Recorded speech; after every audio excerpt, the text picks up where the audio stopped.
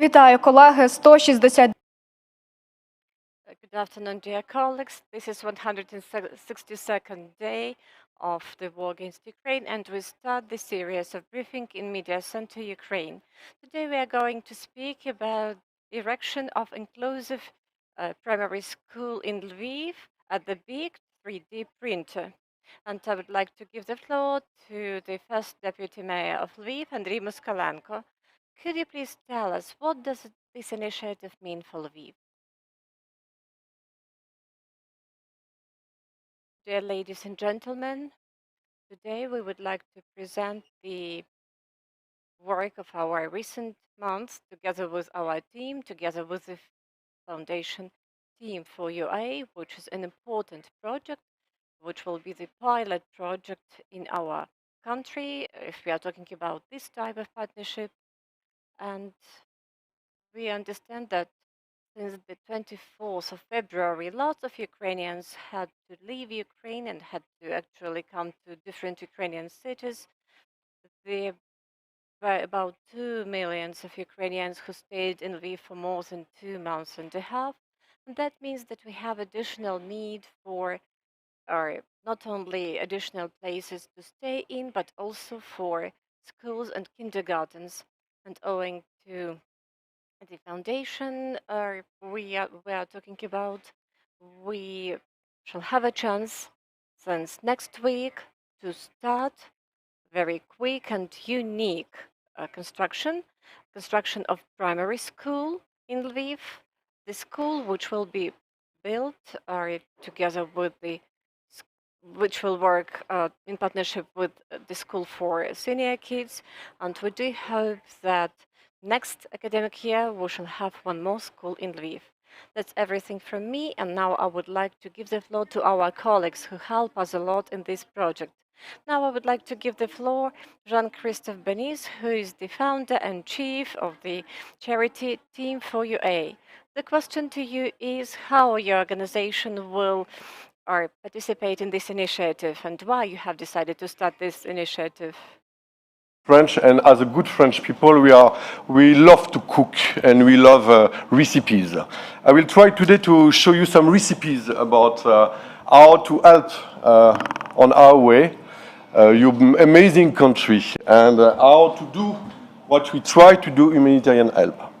I admire your country. I admire the way you are resilient, and I try since the beginning of the war to help my friends and startups. And very, very fast, we decided to create a foundation called TEAM4UA. That's the Ukrainian branch of an international foundation I founded called Team4Humanity.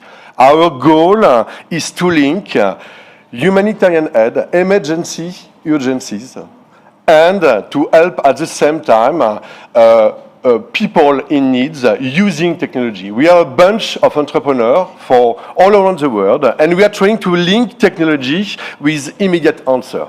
We have 3 programs. The first one is a program dedicated to refugees and what we call IDPs in United Nations, displaced people. The second one is working with United Nations to deliver aid on the ground in the south and east. We deliver 5,000 tons of aid by month with United Nations. And the third one is directly linked with the city hall here, is the program Kyiv. How to be able to answer the needs of people to rebuild the country with technology. We decided to use a technology called 3D printing. 3D printing is basically huge robots. You link this robot with artificial intelligence, and you can, with that, build faster, with less cost, and at the end of the day, you are able to provide the needs on the ground with a better technology. 3D printing is not only a question of technology, that's also a question of recipes. That's why I bring with me, as a good French guy, a couple of ingredients, because that is what you are using in cooking, but that's also a recipe for concrete. The 3D printing is a mix between technology and a special recipe of concrete. This is sand. This is aggregate. This is water. This is cement. And you add to that some special ingredients to make it faster, more liquid, stronger. What does that mean with these ingredients? It means that basically you are able now to reuse the building destroyed by the war and to have a waste management also, meaning local employment and local problematic in terms of materials. Thanks a lot, the City Hall. You can see that's a building, a first building we are trying to build. The building will be printed in August. The printer is already on the way. It's a big printer, 12 meters by 15 meters. And this printer will be beginning in a couple of days because the team is already arriving. With this printer, you can see you can print the building in a couple of hours by wall, and it will allow us to build inside the country a first pilot. But besides this pilot, the idea is to be able to develop more schools, to develop infrastructure, to pass let's say, on international press, to pass people speaking about Ukraine as a war country, as people being innovative on a war zone. Thanks a lot for this opportunity, and I think Anton will explain more in details what we are doing together. Дякую, Жане. Залишайтесь на місці, нікуди не йдіть. Thank you, Jean-Christophe. Please stay with us.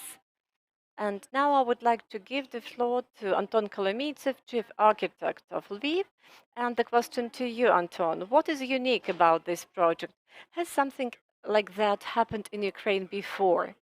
For us, this is a unique project, a unique opportunity to start and work with this new technology as 3D printing of houses.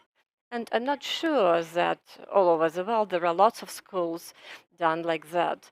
I saw one of such facilities. This was a residential house in Amsterdam, which was built with the help of 3D printing. But definitely school means unique requirements, unique environment, which should be of the highest quality. Therefore, I would like to give more details about the architecture of the school we are talking about. When TEAM4UA and Jean-Christophe addressed us and informed us that they are going to invest into educational facility, that they would like to strengthen the educational infrastructure of our city, we were trying to consider different sites in the city where actually schools are needed, and definitely Podgorlovsk district is something which is really important regarding school infrastructure. And in future we plan to build big schools, but right now school number 23 is already overcrowded. Probably later Andriy Zakaliuk will be talking more about this issue, but right now we can tell that this school is definitely beyond its capacities, because actually it takes school children from different districts of Lviv at the same time.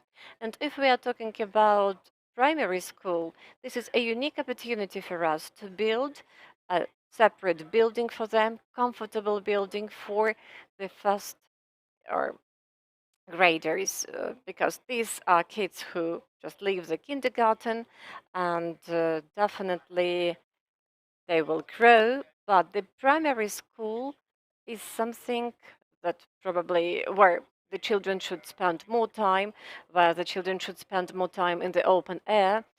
This is the building that requires more protection and special school environment.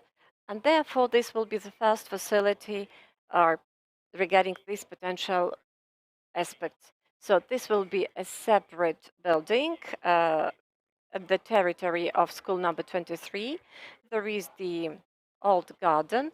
We are going to preserve this garden, so it will be a green area, and close to this area there will be a new building we are talking about today. Talking about the very architecture, the Bureau Belbeck, the architectural bureau was working with it from this is the bureau from Kyiv. These are famous Ukrainian architects. They are nominees of a number of architectural and interior competitions. So this is a very powerful team, and we are happy to cooperate with the experts TEAM4UA engages into this project. Regarding the format, 3D printing, that installation that is coming to Ukraine in the nearest future presupposes building constructions 12 by 12 meters, which will be 8 meters high. In this case, we are talking about the elements which will be 4 meters high, and the area will be 12 by 12. So first of all, this equipment will be working in one part, 12 by 12, and then in the second one, and then all the other connecting parts will be added using traditional methods of construction. I mean, traditional technologies. And in general, this facility will have lots of glass area. It will have horizontal look, which actually is good for the primary educational facilities.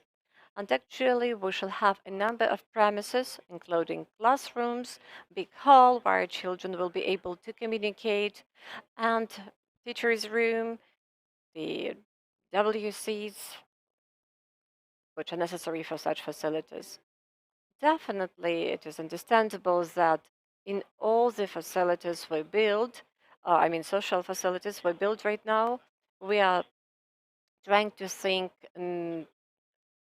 taking into account the environment surrounding, and therefore it is not only important for us to build the very school, but also it is very important to think about the environment, the areas which are around this building, and therefore we take lots of efforts that all the amenities and school construction go hand in hand. When the school is open, what we want to see is work of art, which is part of the environment. These are brief details about this school. Thank you very much, Anton. And now I would like to give the floor to the head of the Educational Department of Lviv City Council. The question to you, how it will influence the educational process in Lviv region. Definitely, if we are talking about the topicality of this project, it goes without words that it is very much needed. This school, the school we are talking about, is in the crowded district of Lviv. It is supposed to host 750 students, but school children, but now there are more than 1,000 there. And it is definitely important for us to have a separate building for primary school children. Moreover, this district is being developed and badly needs one more school. Another important issue is that this is for our primary school children, for those who would just become the first graders this year. It is also symbolic because they will start their academic life in this new modern building.